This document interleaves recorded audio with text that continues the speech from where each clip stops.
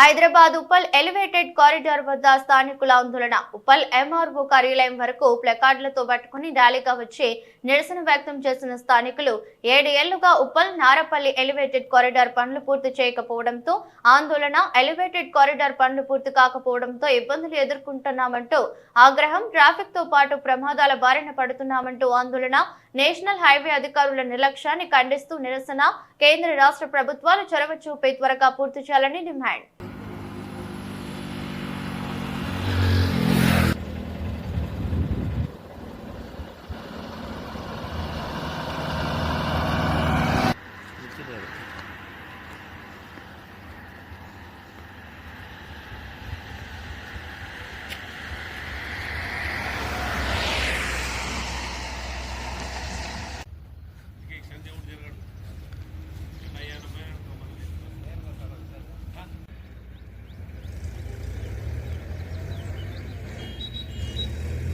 రాత్రి 2 తుఫాన్లు నంద్యాల దగ్గర నందవరం చూడమ్మ గుడికి పోయి వస్తున్నారు.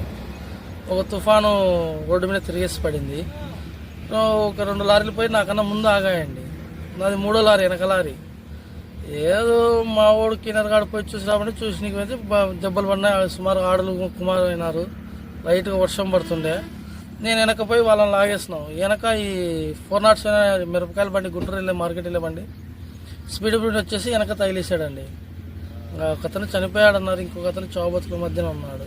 ఇది వరకు జరిగినది మా తప్పైతే. సైడ్ పెట్టాము, ఇండికేటర్లు వేసాము, మంది ఉన్నారు, జనాలు బాగా బలంగా జరిగిందండి. ఇది ఇక్కడే అండి జరిగినది.